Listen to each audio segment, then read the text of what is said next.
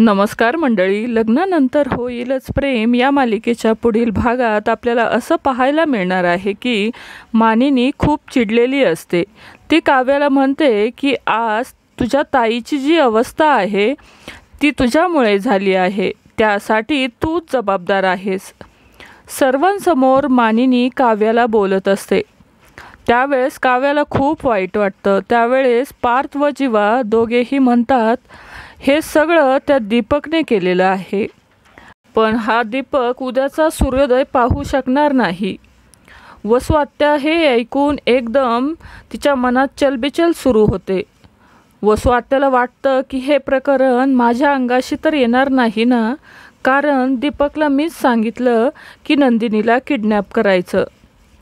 त्यानंतर आपण पाहतो की जीवा म्हणतो की दीपक नंदिनीच्या जीवावर उठला, काहीही झालं तरी मी या दीपकला सोडणार नाहीये। त्यावेळेस पार्थ जीवाला म्हणतो की तो दीपक काय फक्त नंदिनीच्या जीवावर नाही उठलाय, त्याने काव्यावर देखील जीवघेणा हल्ला केलेला आहे, तर तो काव्याला देखील त्रास देण्याचा प्रयत्न करू शकतो। तो दोघींच्याही जीवावर उठलेला आहे असं म्हणताच दोघेही आपल्या बायकोचं रक्षण करण्यासाठी सज्ज होतात।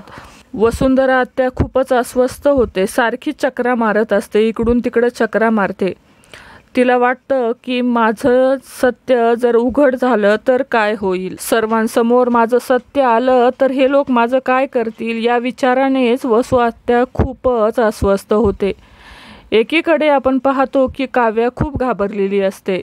काव्या विचारात पडते आणि मनातल्या मनात म्हणते की खरंच माझ्यामुळे झालंय का नंदिनी ताईची ही अवस्था, याला मीच जबाबदार आहे का?